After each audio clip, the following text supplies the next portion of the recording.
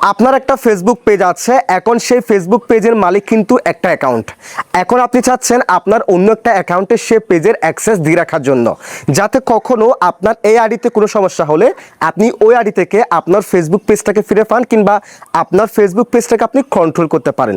So মূলত আজকের ভিডিওতে আমি আপনাদেরকে দেখাবো আপনাদের যে কোনো ফেসবুক পেজ কিংবা যে কাউকে আপনি অ্যাক্সেস দিতে চাইলে, কিংবা আপনার অন্য একটা আইডিতে অ্যাক্সেস দিতে চাইলে আপনারা কিভাবে আপনাদের যে কোনো ফেসবুক পেজ অন্য আইডিতে অ্যাক্সেস দিবেন সেটা দেখাবো আজকের ভিডিওতে।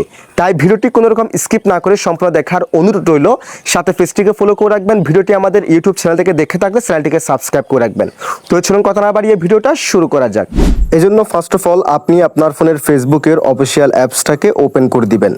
অ্যাপসটাকে ওপেন করে দেওয়ার পর আপনি কি করবেন, এখান থেকে আপনার প্রোফাইল অপশনে ক্লিক করবেন। প্রোফাইল অপশনে ক্লিক করে দেওয়ার পর এই যে দেখতে পাচ্ছেন, এটা আমার একটা Facebook page unlimited tag tips, যেটা আপনারা দেখতে পাচ্ছেন এই মুহূর্তে আমার ইউটিউব চ্যানেল থেকে যার ভিডিও দেখতেছেন। আমার আর একটা পেজ আছে ওয়ান টেকনোলজি, আপনারা অনেকে জানেন 1.2 মিলিয়ন ফলোয়ার্স। দেন আপনারা এখান থেকে 3 লাইন মেনু এই অপশনে ক্লিক করে দিবেন।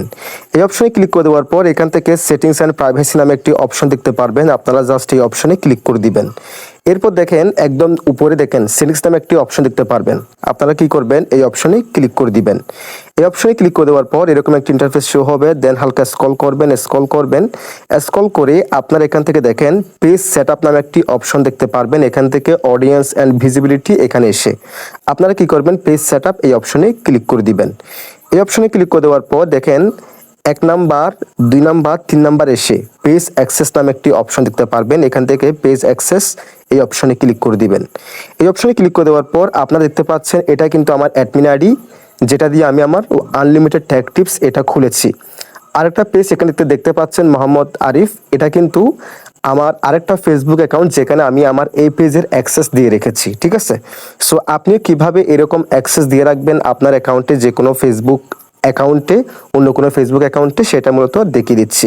এজন্য আপনাকে যে কাজটি করতে হবে, এখান থেকে অ্যাড নিউ একটা অপশন দেখতে পাচ্ছেন, আপনি কি করবেন অ্যাড নিউ এই অপশনে ক্লিক করে দিবেন।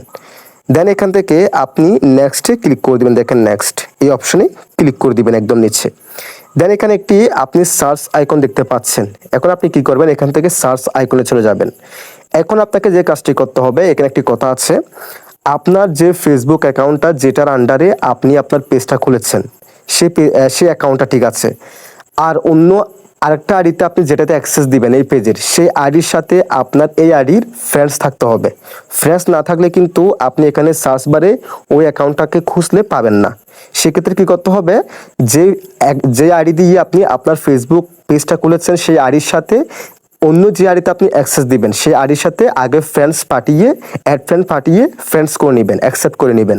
দেন এখানে সেই অ্যাকাউন্টের নামটি আপনি সার্চ করবেন। ঠিক আছে, নামটি সার্চ করলে হবে, অথবা আপনি চাইলে এখানে ইউজার নামটাও দিতে পারেন, সেক্ষেত্রে কিন্তু চলে আসবে ইজিলি। দেন সেখান থেকে অ্যাকাউন্টটাকে ক্লিক করে পরবর্তী স্টেপগুলো ফিল আপ করবেন।